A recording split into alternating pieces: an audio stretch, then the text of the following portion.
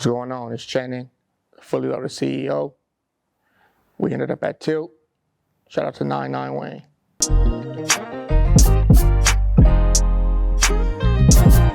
Yeah, hey. Road running, no pressure, my brother said let me hold something. For the people who don't know, who is Channon? Man, an entrepreneur, father, someone who, was born and raised in LA, but is on the journey to expand, fully loaded in everything that I'm doing. Tell us a little bit about your upbringing. What school did you go to? Western Avenue, elementary, Horseman for middle school, Crenshaw for high school, and then I graduated from CSUN for college. How was it growing up in LA? It was a crazy experience.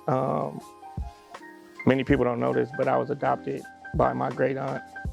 My mom and dad were like huge drug dealers back in the 80s, in and out of jail. But my great aunt, she adopted me and my 3 siblings so we could, stay together and we didn't have to go to like a group home or a foster home. And that is one of the reasons why I am who I am.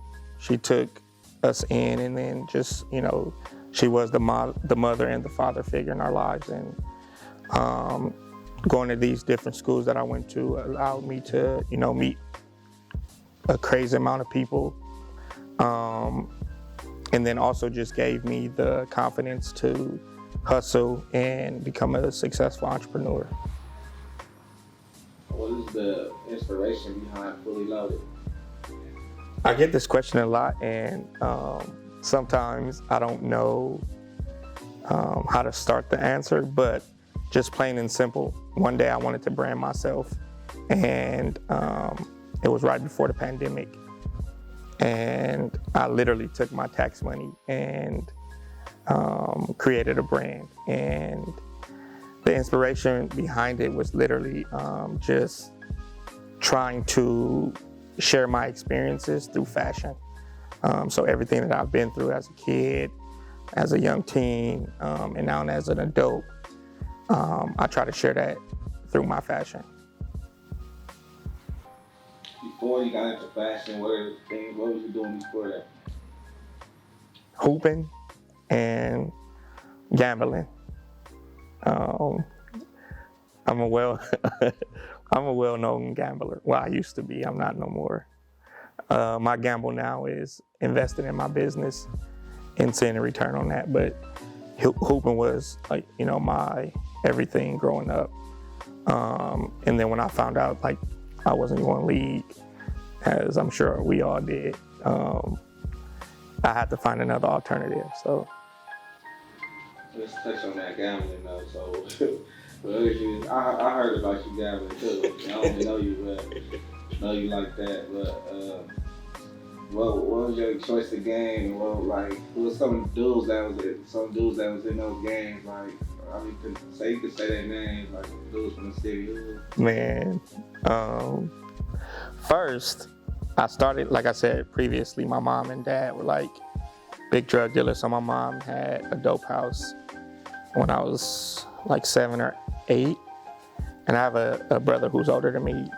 People think he's my twin, but we're only 11 months apart. We started shooting dice with some of my mom's older friends, and we learned at a young age how to gamble. When I got to middle school, I would play Get Like Me, but it wasn't just for quarters. I would like side bet $5, $10. So I've always had the itch to gamble. Didn't really like casinos. I'm more so like you versus me. I think I can beat you in everything. Like, I gamble with a lot of stuff. But my choice of game is craps. Like, I shoot dice. Not anymore. I used to shoot dice a lot. And not $5, $10 games, like $50,000 games. But yeah, I've gambled with a lot of your local rappers that's well known, a lot of your athletes that's well known, celebrities I've been in dice games with, people, we dream to be around.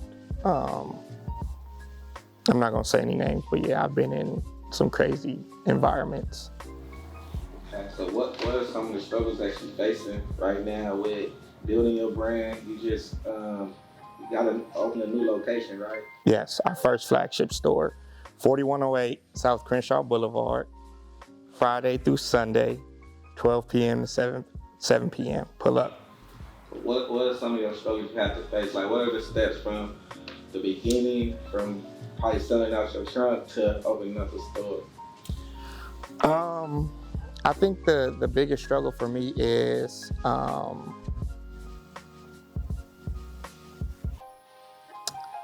probably just finding ways to be, innovative. It'll be points where I don't find the motivation to create. I'm not inspired by anything at the moment, but you still have to push something out. So it's been times where I've worked on something for a long time and I'm like, yeah, this is the one, and it doesn't go anywhere. And then I'll put something out that I don't work on for a long time and it goes crazy. Finding that inspiration through, again, experiences, things that I've been through, people that I've encountered, trips that I've taken. If you don't have that creativity or that inspiration, it's hard to, be a designer and a business owner. Who are some of the designers, like the new designers, that inspire you or that you plan to work with? Just off the top of my head, the three that hits home for me is Trap House. They're like my big brothers. I've been knowing them since I was in 9th grade. Anwar, I've been knowing him since I was in 9th grade. And Desto, I've been knowing him since I was in 9th grade. So those three, and not just knowing them, they've spent the night at my house. We've sold sidekicks together. We've hit the Beverly Center together. We've hit parties together. Those are my brothers. So seeing them have a brand and be successful in that, it definitely motivates me and lets me know that it's possible, and I plan to work with them all soon. Okay, with your newfound platform where you're building a business, you're gonna have a platform, of course. What things are you planning on doing for the community that's outside of clothes? My 7th grade U.S. history teacher is now the Crenshaw principal. So I reached out to him and I want to create a scholarship for the valedictorian and the salutatorian at Crenshaw High. And it'll be an ongoing thing. And then also, we were able to create track and field sweatsuits for the track team at Crenshaw. Shout out to Noel Grigsby. He put together that play, and we were able to create sweatsuits for the entire track and field team and the coaches and the health team. So, just finding ways to be innovative in the community, creating jobs at my store for, high school kids, teaching them how to be creative, assisting them with printing, because we have our own factory, so everything is in-house. And yeah, just figuring out ways to give back to them as much as possible. But you say everything is in-house. How important was that for you to make sure you was able to do everything in-house? Well, I don't have to fucking source out print shops no more. But it was super important because, you know, as an entrepreneur, you find ways to elevate. And first we were just doing pop-up shops. Then we had a e-commerce store. And then we moved to the factory, and now we have our first flagship store. So we literally took all the steps to, you know, not only have a brand, but continuously elevate the brand in different ways. What's the narrative about LA that got us fucked up?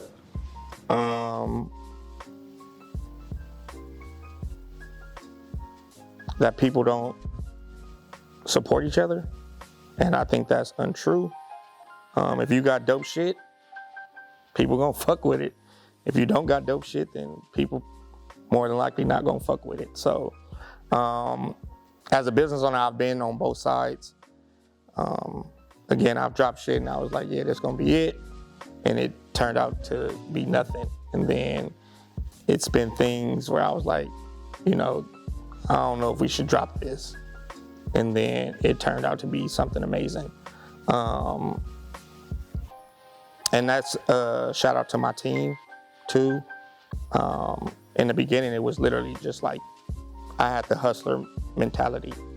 If I can invest money over here and make a return, then I'm gonna continue to do that. But then I had to take off my hustler hat and put on my CEO hat.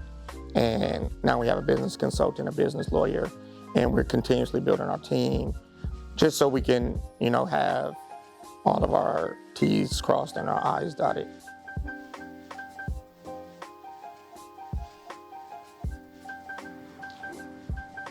Why did the word weirdo make LA niggas so hot?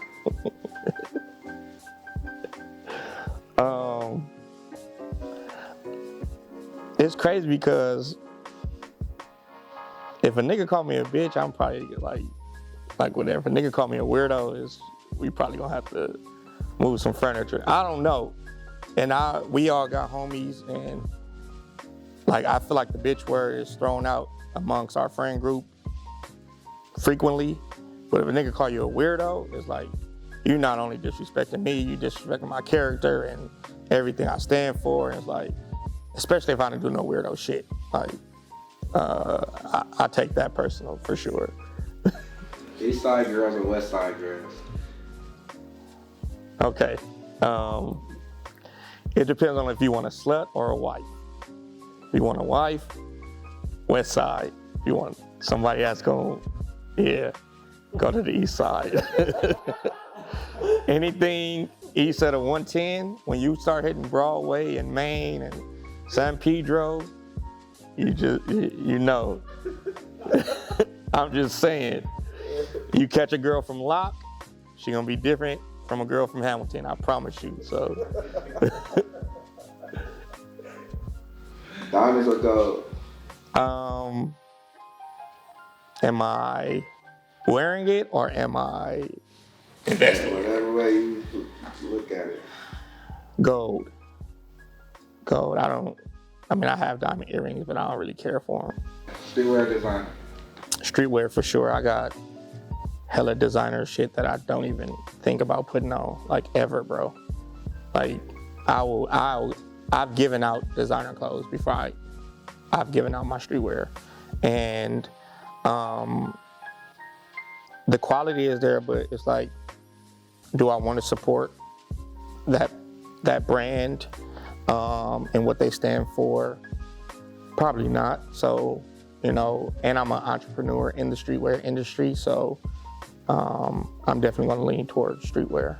LA women or out of town women?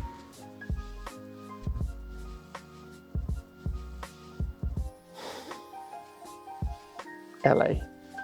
That was a hard decision. That was hard. Sam's or crazy girls? I don't do strip clubs at all. I don't club at all. I don't, more power to all the strippers, but I'm not spending my money on strippers. Like DJ Quick or Dr. J? Dr. Dre. Sugar free or Pimp C? Sugar free. Street tacos or hood tacos? Street tacos. You gotta get the pastor. A lot of y'all don't eat pork. Get the pastoral with the pineapple, green sauce, onions, and cilantro. Best fish market in the city. I don't really care for fish markets. So you gotta take her on a date. Where, you know, it's a narrative, like, it ain't no good food. So where you taking the first date? Look. Again, going back to the east side and the west side.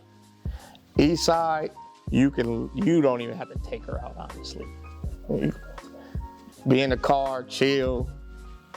You know, west side girls, they want to go to Katana. You know, they want to do it big. But if it was me, we're probably gonna go to the Laugh Factory. They got a 2-drink minimum. I'm cheap with my money right now, so don't try to date me. I'm not doing nothing crazy. I got 2 kids and I got a business. So if you're not on the same thing I'm on, we probably not gonna go on a date. Or we can get street tacos, the pastor with the pineapple. So we got till we do the kick check. What you got on your feet, my boy? Oh, these, ain't nothing. Little Drake knocked this. Ain't too crazy. Got them for retail too. That's a shocker. So. What is your why? What keep you going every day when you wake up? My 2 boys. I was a teacher for 5 years before I started Fully Loaded. And I resigned just because, 1, teachers aren't paid enough. And then 2, I would find myself, you know, reacting to my kids the way I reacted to my students. And I didn't really like that. So once I started Fully Loaded, I was able to, you know, talk to my kids differently, treat them differently, and still have like a lot of free time for them. And seeing them watch me grind and open up my first store, like I allowed them to be in business meetings with me. I allowed them to see me painting the walls, the floors, like doing all the construction. Like my 2 boys have watched me really build something, and they're the reason why I wake up every day. My oldest, he hoops, and I asked him one day, I'm like, you want to go to the NBA, huh? And he fucking looks like Trae Young. So that's his favorite player. He like, nah, Dad, I want to own Fully Loaded like you. And that shit like threw me back, because at the time he was only 5. He'll be 7 New Year's Eve this year. And when he told me that, I'm like, yeah, I'm probably not going to be the person to elevate the brand to where it needs to be and help it grow to that level. It might be my oldest son. Just him getting a head start with creating, designing, seeing how to run the store, you know, being in business meetings, understanding contracts, understanding partnerships. So when he told me that, I literally told myself, like, yeah, man, you can't ever get this shit up, like, no matter what. So yeah, that's my reason, and that's my why. The Crenshaw Dorsey games, man. Tell me something about that. Tell me about your last experience. What's the beef with Crenshaw Dorsey, man? Give me. Shout out to all my Fairfax and Westchester homies, but that rival game is nothing like Crenshaw Dorsey. Sorry. Y'all got the baddies, but being in an environment, like I played basketball, literally I'm taking out the ball, a nigga's like, nigga, we're gonna get you after this game.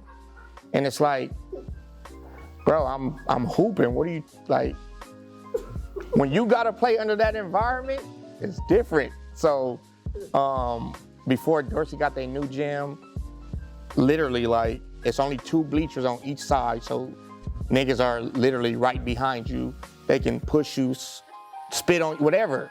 So I think that rivalries, of course, started from like Bloods and Crips, but that experience, like, it makes you, you know, understand what LA really is, like having to navigate through those situations, having homeboys that went to Dorsey but can't go to their party because everybody from their school is gonna be there. Like, I used to not go to Mustard parties when he was DJing, like, cause he went to Dorsey. So it's like, if I go, do I think that you're gonna have my back when niggas try to press me? It's like, so again, shout out to Fairfax and Westchester. I used to always go to the games just because, I was trying to find me one, but Crenshaw and Dorsey is nothing like it.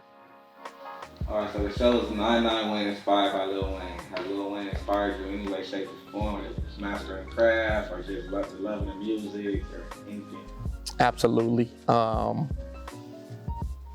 can vividly remember me putting on Money on My Mind and bagging up my chips, juice, Rice Krispies, and this is back in 9th grade. Like Sour Belts with the Kool-Aid, like that song is on repeat because I'm trying to make $1 out of 15 cents. I'm trying to, double up my money. I'm going to Smart and Final, spending 20, making 40, spending the whole 40, making 80. Like people really used to come to me and be like, "Hey, bro, can I get some chips? Can I?"